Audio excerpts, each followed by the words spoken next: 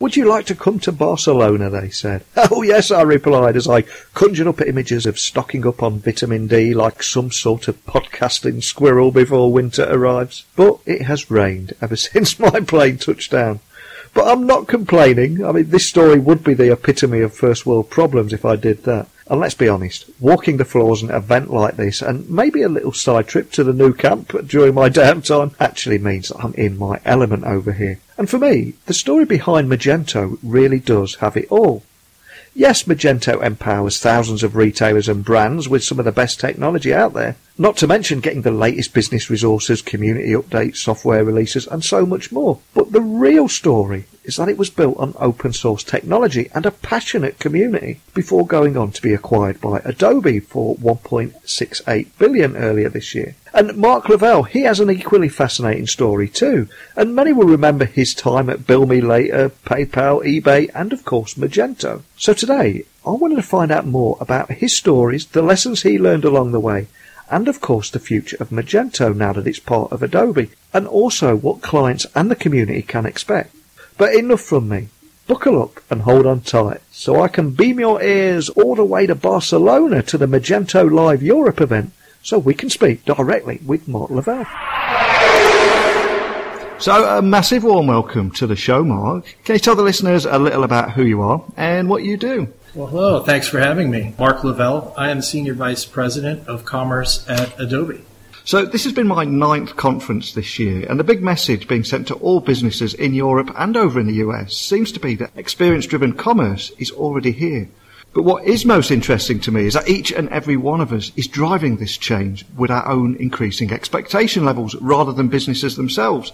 I mean, do you think that businesses are rising to the importance of this challenge as set by their own customers?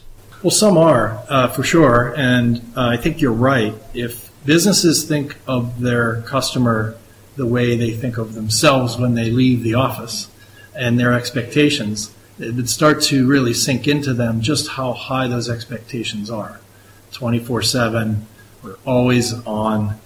We expect to be able to access information about price, about product, about availability. We expect instant delivery. This is what we want in our daily lives.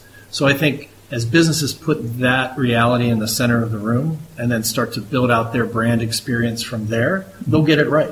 So how do you think emergent technologies such as artificial intelligence have actually impacted commerce over the last few years? Wow, you jumped right to artificial intelligence. Wow. There's a lot of steps in between. I think what our message is around, it's really not a technology problem right now. The technology's been there to really enable enterprises, businesses, small, medium, and large, to create a branded experience that's consistent across all these channels: social, marketplaces, native web, mobile apps, physical stores.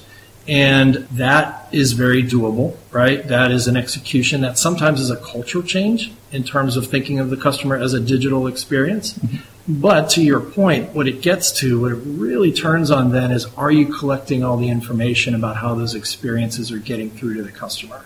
And are you using that to make the process better continually? That's where artificial intelligence comes in. There's so much signal out there.